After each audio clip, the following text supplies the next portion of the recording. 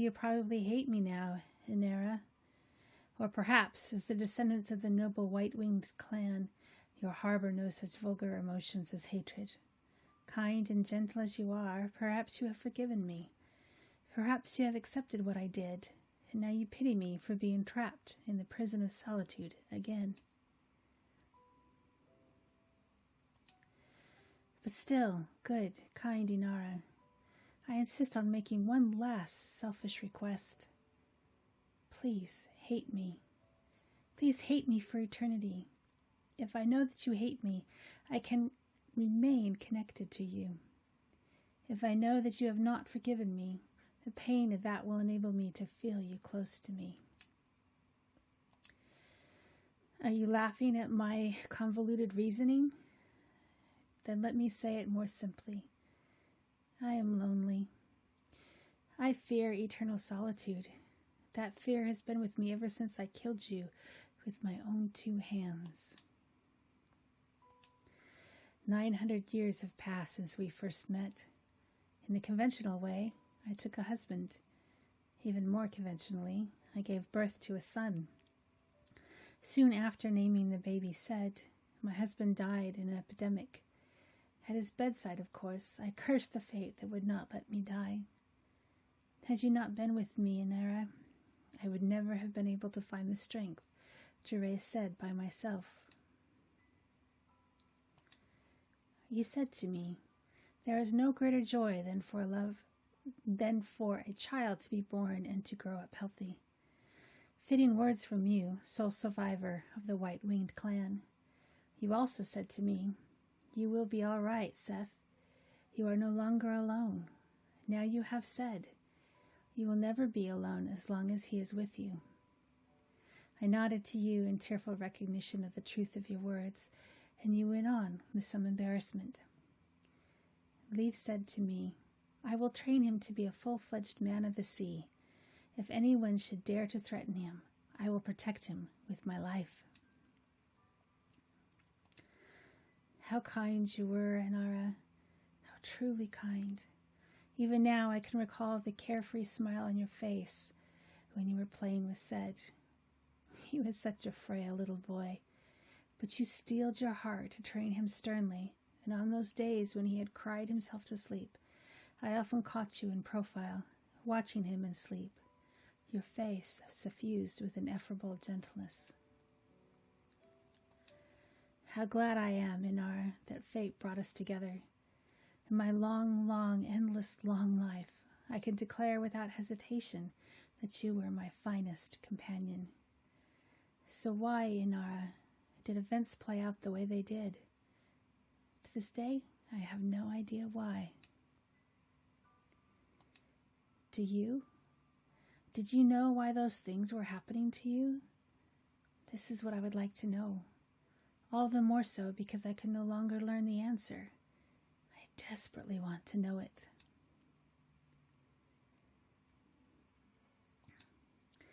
It happened 30 years ago.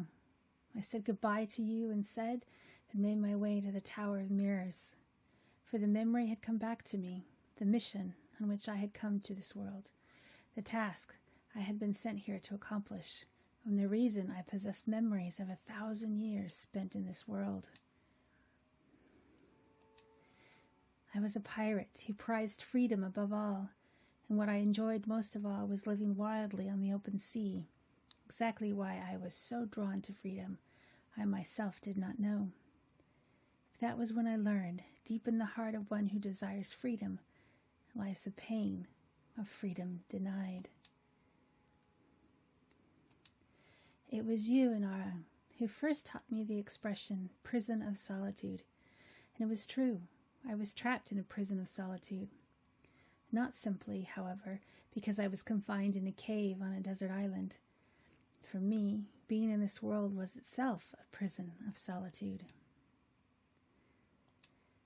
When I came to realize this, I headed for the Tower of Mirrors in order to return to the world I had come from. Nourished by my 1,000 years of memories of having lived in this world, I would return to the world where I belonged. In the Tower of Mirrors, he was waiting, Gongora, the man with whom I was supposed to return to my original world.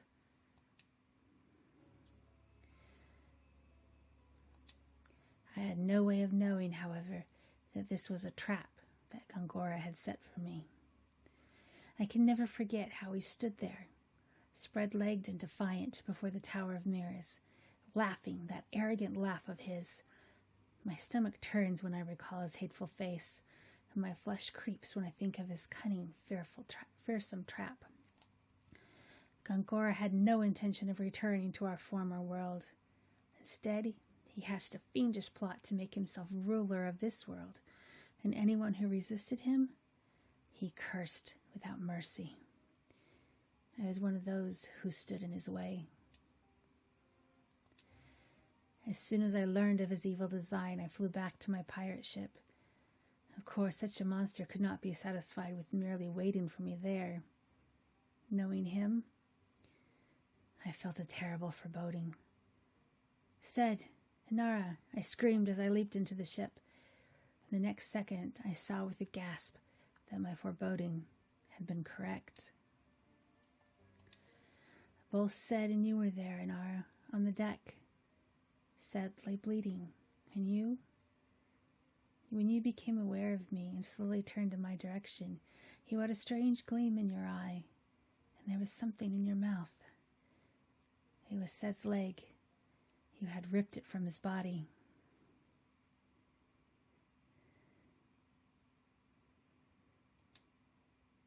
All sound faded. Seth lay there in a sea of blood, his leg torn off, trying to cry out to me. I couldn't hear a thing. I could read in his sorrow-filled eyes, however, his plea. "Don't blame Inara. It's not his fault." I'm sure I must have said something. What happened? Or perhaps, how did this happen? Or, "Calm down, Inara." Or, "Be strong," Seth. But then again, I may have simply screamed, too rattled to produce coherent words. In any case, I could not hear my own voice. You were glaring at me, Inara. Your eyes shone horribly. You were no longer the Inara I knew. You were possessed by some wholly other being. Why, Inara, why? You spit out Seth's leg and let it drop onto the deck. And then you came after me. Seth's voice broke the silence when he shouted, "Stop!" Was he screaming at you, Inara? Or at me to stop? The whole scene became enveloped in a white light. When I regained consciousness, I was lying on the deck. As I slowly opened my eyes and raised myself, I realized that my sword was gone. I had only an empty scabbard at my waist. I looked around with a shock, and there you were, Inara, lying on your back. My sword had been plunged into your chest and stood there like a grave marker. "Inara!" I screamed and ran over to you. I started shaking you, but your eyes were shut tight, and there was no sign they would ever open again. I shouted at you to wake, to come back to me. And I shouted to Seth, "Hurry, Seth, come here, Inara is..." But there was no reply from Seth. Having lost so much blood, he was unconscious. If only you had been merely unconscious, Inara. If only you had been badly wounded, but alive. If only you could have started breathing again. But my sword had done its job to horrifying perfection. It had pierced your chest exactly where it needed to in order to take your life. I stared at your corpse uncomprehendingly. Oh, Inara, lone survivor of the proud white-winged clan. Tell me, please tell me what happened. Was I the one who killed you? I sensed someone approaching from behind. I turned to find Gongora staring at me, expressionless. You killed him, he said softly, his voice devoid of emotion. I shook my head, wincing. No. My voice was hoarse, trembling. Gongora went on, as if slowly pressing his words into my ears. It was you. You killed him. No, I would never do such a thing. The trembling of my voice spread into my entire body. To think that I might have killed you, Inara, with my own hands. That could never be. This was what I wanted to believe, but the reality before me was shattering such hopes. Gongora threw back his head in contemptuous laughter, all but proclaiming his victory over me. You see now, Seth, what you have done, killed the one you most loved. You are on your way back to the prison of solitude. Again he laughed aloud, and he was still laughing as he left the dock. This man who, knowing I could never die, set a trap for me that was crueler than death itself. I collapsed where I stood. Looking up at the sky, I felt the tears pouring down my face. Tears of blood.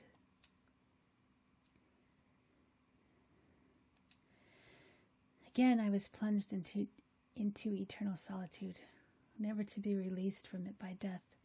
Gongora succeeded in locking my heart in darkness again, sealing in my memories with it.